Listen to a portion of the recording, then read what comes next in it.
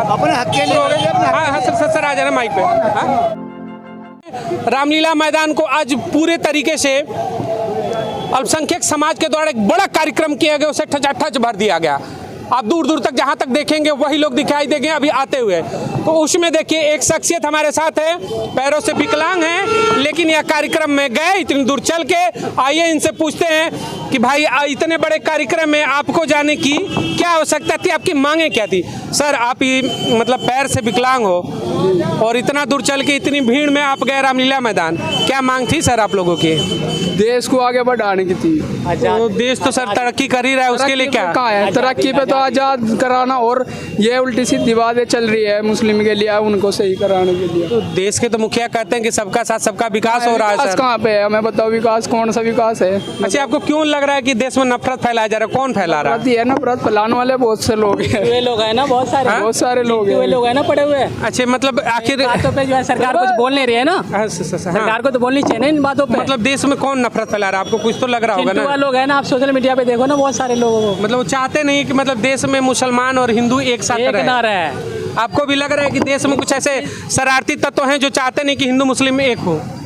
तो सब मिली जुली भगत होती है, इनकी लाए जाते हैं इलेक्शन के टाइम पे लोगों को भगा के, इलेक्शन जीतने के लिए। मतलब इलेक्शन से पहले आप लोग विरोध प्रदर्शन कर रहे हैं, तो आखिर क्यों प्रदर्शन कर रहे हैं? आपको कुछ तो दिक्कत होगी सरकार से। कौन करता है? यही तो लोग लेके आते हैं, उनको फायदा होगा इस चीज़ों के लिए। आज रामलीला मैदान में आप लोगों का कार्यक्रम था, तो ये क्या मांगे थी सर आपकी? हमारी मांग है कि जैसे हिंदू मुस्लिम ये एकता बनी रहे, ये लोग जो गलत तरीके से बोलते हैं इनके लिए जो कानून बने। अच्छा मतलब आपको लग रहा है कि हिंदू मुस्लिम करके कहीं ना कहीं आपसी भाईचारे को खराब किया जा रहा है? ये चीज़ें हैं। तो 2024 का इलेक्शन आने वाला है, क्या आपका इस विरोध प्रदर्शन का उस पर प्रभाव पड़ेगा? नहीं तो उससे तो 2024 तो दूर है अभी। तो हमारा कोई राजनीतिक एजेंडा नहीं था यहाँ पर इकट्ठा होने का। हमारे यहाँ इकट्ठा होने का सिर्फ और सिर्फ मतलब ये था कि मोहब्बत बनी रहे। जैसे मोहब्बत हमारे हिंदुस्तान में हिंदू मुस्लिम भाईचारे की मिसाल पहले से है, वैसी की वैसी जू के तू बनी रहे। तो आपको क्यों ऐसा लग रहा है कि कोई ऐसा है जो खराब करना चाहता है? कोई तो होगा। कुछ लोग होते हैं हर जगह पर जो इस माहौल को बिगाड़ने की कोशिश करते हैं, उन्हीं के खिलाफ हम यहाँ में एक बयान दिया गया था नमाज को लेके योग गुरु के द्वारा, उसको लेकर भी आप लोगों का प्रदर्शन था क्या? ये सब बातों पे मोहब्बत बनी रहे, एक मजबूत कदम उठानी चाहिए। देश को कैसे आगे बढ़ाया जाए इसके लिए गौर फिक्र की गई है। हमारे लोगों के लिए कानून बनना चाहिए ना। सुप्रीम कोर्ट के जज भी कह चुके हैं इन लोगों को जेल में डालना चाहिए। दूसरी चीजों को तो जेल में डालते हैं लोग जो अत्याचार करते हैं, जुल्म करते हैं, विवादित, उनके लिए कोई कानून नहीं है। जो विवादित बयान दे रहे हैं उनके ऊपर लगाम लगनी चाहिए, उनके ऊपर भी कानूनी कार्रवाई होनी चाहिए ना। तो मान लीजिए कि ये तो दोनों तरफ से बयान देने वाले लोग होते हैं, तो सबके लिए होना चाहिए, सबके लिए होने चाहिए।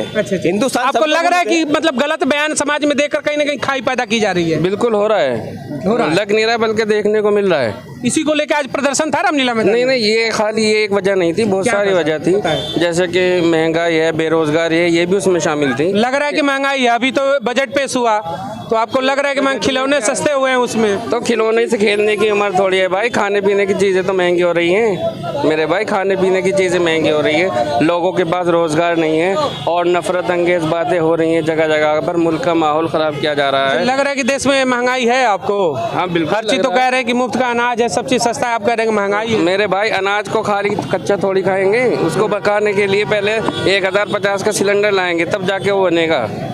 तेल 150-200 रुपये किलो आ रहा है सरसों का तेल, वो भी तो डलेगा उसमें, मिर्च मसाला भी तो डलेगा, खाली आटा थोड़ी ना पाक लेंगे, गोई थोड़ी ना पाक लेंगे। सरकार वादे करती है कि मैं इतने सारे मुफ्त में सिलेंडर दे रहा हूँ, अनाज दे रहा हूँ, घर दे रहा हूँ, और आपको कह रहे हैं कि भाई दिक्कत है, महंगाई बहुत ज़्यादा दिख रही है।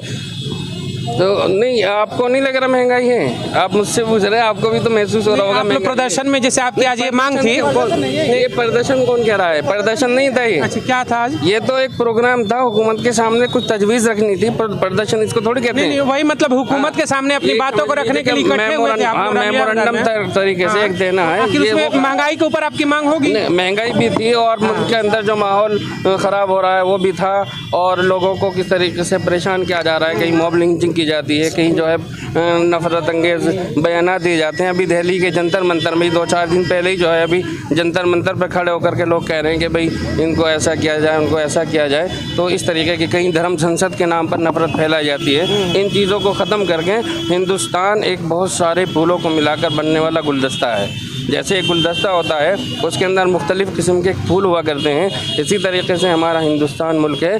यहाँ तमाम मज़ाहिब मिलकर के हिंदुस्तान बना है। आपको लग रहा है कि जो जगह जगह धर्म संसद चलाई जा रही है और हिंदू राष्ट्र की बात हो रही है कि हिंदू राष्ट्र होना चाहिए, तमाम तरीके के बयान आते हैं, आप लोगों का इसके ऊपर क्या विचार है? नहीं, हिंदू राष्ट्र का मतलब क्या है? संविधान ने बताया है कि हमारा मुल्क सेकुलर मुल्क है, तो संविधान से मुल्क चलेगा, हिंदू राष्ट्र से थोड़ी ना मुल्क चलेगा।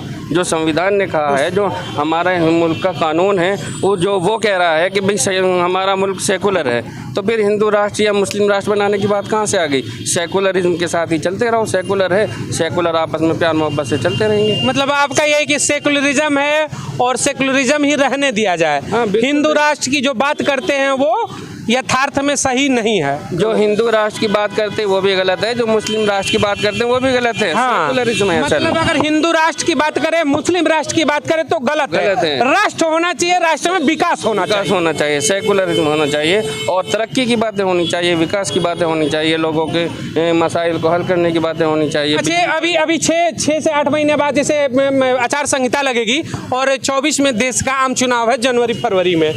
उसके पहले आपका मान लीजिए कि यह कार्यक्रम होता है, आप लोग एकत्रित होते हैं, महंगाई के मुद्दों पर, धर्म के मुद्दों पर, तमाम चीज़ों पे बातें करते हैं। तो 24 का आपका माहौल क्या है?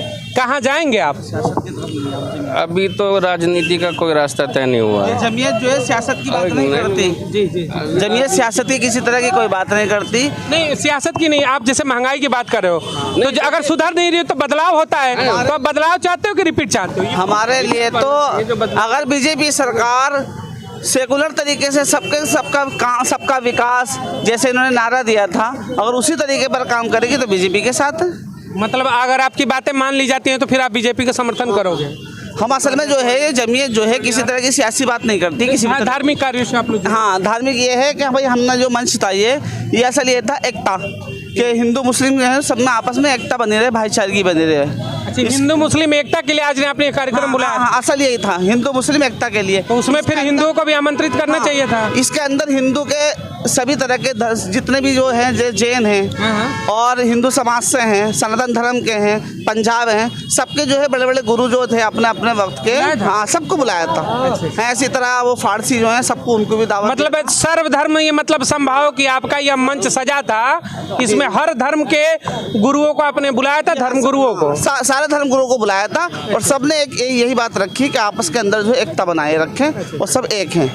कॉमन सिविल लॉ को भी मैंने कुछ लोगों से बात की, इस कार्यक्रम से आ रहे थे, तो उन्होंने बताया कि यूनियन कॉमन सिविल लॉ जो आ रहा है उसको लेके भी उन्होंने बोला कि हमारी मांगे थी। उसमें यह है जैसे कि आजकल बात चल रही है सिविल कोड के ऊपर। असल ये है कि हर एक का जो है ना अपना अपना पर्सनल लॉ है हर एक का। तो अगर ये सिविल कोड की बात होगी तो इसमें मुस्लिम पर्सनल लॉ जो है कि जो मुस्लिम की जो अपनी शरीयत है तो वो जो है खत्म हो जाएगी। हाँ, वहीं पे मतलब विपक्ष के लोग तो ये भी कहते हैं, जो सत्ता में वो भी, कि भाई देश तो संविधान से चलेगा ना। हाँ। अगर हर कोई अपने धर्म से बात करे कि मुझे अपने धर्म के हिसाब से जीना है, तो फिर तो बहुत सारे धर्म हमारे देश में है। सही बात। तो फिर तो अराजकता फैल जाएगी। असल में ऐसा है, हर एक धर्म को अपने अपने जो है संविधान के ऊपर चलने की इजाज़त संविधान ने दे रखी है। हर एक संविधान का, हर जो है धर्म का अपना अपना लॉ है। नहीं, अगर आपकी हम बात मान भी ले कि मान लीजिए कि इस्लाम का जो आपका मानना है, आप अपने धर्म से चलो, हिंदू का है अपने धर्म से चलूँगा, सिख का है कि मैं अपने धर्म से चलूँगा, तो फिर कहीं ना कहीं स्थितियाँ तो डिसबैलेंस हो जाएंगी।